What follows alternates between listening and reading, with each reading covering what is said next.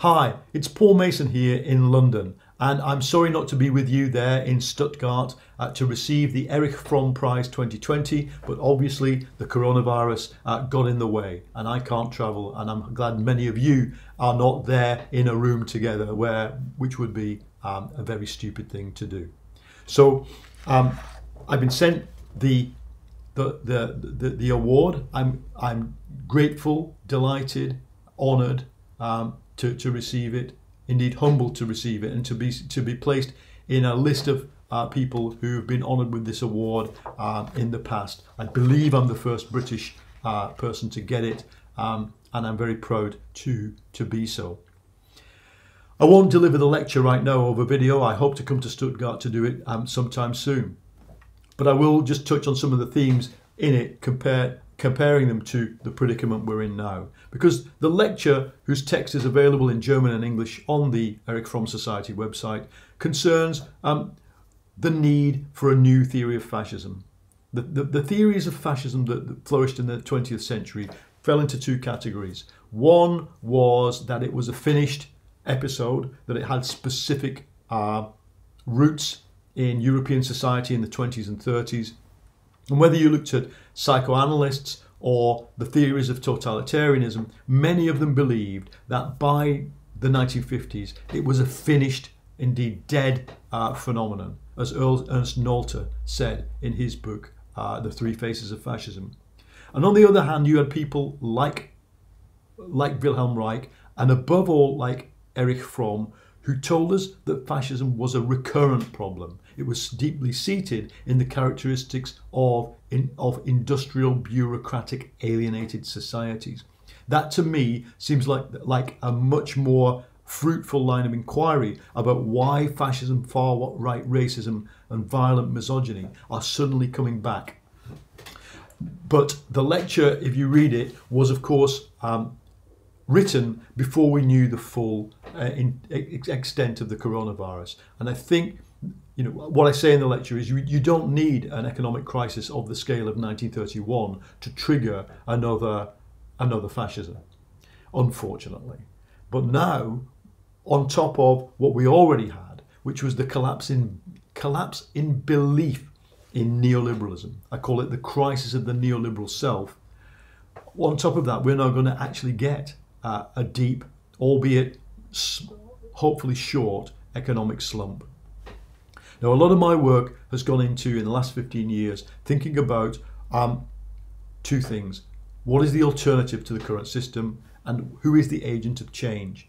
Going right back to my work in the mid-2000s about the new working class, all the way through to my book Post-Capitalism, and now Klare Lichte Zukunft. I'm trying to think about what kind of society we could hope to build, and what agent exists within the current setting to build it. I think these are doubly important questions now. We're going to experience the biggest fiscal and monetary stimulus ever since World War II. And any of you there with influence in Germany and indeed within the wider Eurozone, I urge you to commit the Eurozone to a fast and gigantic fiscal stimulus. It will mean a huge debt, hopefully to be taken on collectively by the whole Eurozone, or even the whole European Union. Without it, Europe is already the epicenter now of this virus. It will also become, as it did in the 1930s, the epicenter of economic dysfunction. Now, the task, I think, is to imagine what kind of society we make after this. And it has to be a society that has more capacity in the health service. Here in the UK, we have almost no capacity because we adopted the so-called just-in-time system and we diminished our own capacity. We need a democratic China, which doesn't punish those who tell the truth about epidemics. We're going to need a global south where 1 billion people don't live in slums, because the slum is the great accelerator of all public health. We're going to have to stop destroying the natural environment, because the scientists tell us that these zoonotic viruses that cross from animals to human beings in a new way are in part driven by our destruction of the natural environments, above all the rainforest.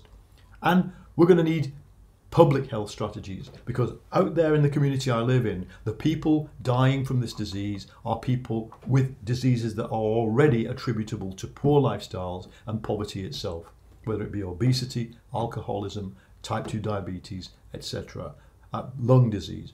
The killer is not just the virus. In this crisis, a lot of people are going to be forced back onto their family, their friends, their communities. It's already happening here in the area I live in.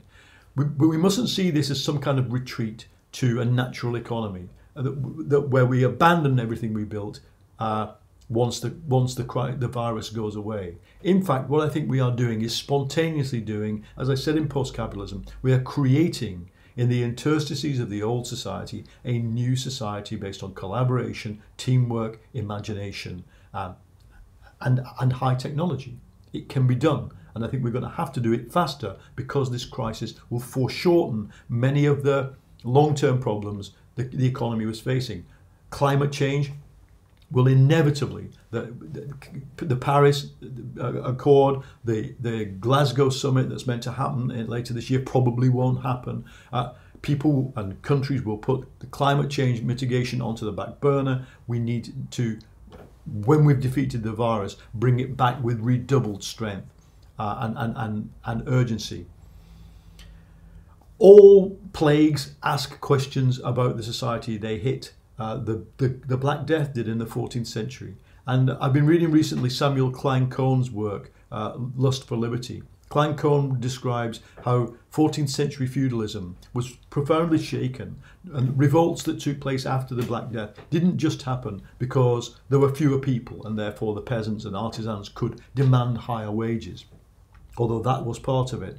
He says there was a new sense of liberty once people had turned on each other and adopted mysticism, and that didn't cure the plague. They came out of the plague thinking, do you know what? The society we live in isn't right. There's something wrong with it. The age-old institutions, the God-given institutions, must be changed. And I think we are going to have to think about that as well, because although the Black Death just killed a third of European humanity, the economy came back quite quickly. This will kill fewer people, but our economy is far less resilient because it is so complex. So I think the work of Fromm, the work of all of those who attempt to work and study in the tradition of humanistic, universal, progressive thought is going to be important. The definition of what is a healthy and self-liberating human being, we find in some of Fromm's later works, I think become unfashionable as they became in the 60s, 70s, 80s. They're very relevant now. And I want to dedicate my lecture to the memory of Erich Fromm and to all those who worked with him, the people who from Frankfurt and beyond, worked to create a body of work and a body of understanding about human beings at the level of social character, psychiatry, and social psychology. Although that is not my specialism, it is a legacy that I think that those of us who are just actively engaged in the political economy of trying to change this world should always draw a rich inspiration from. So thank you, cheers to you, stay safe. I will see you at some point in Stuttgart. Thank you.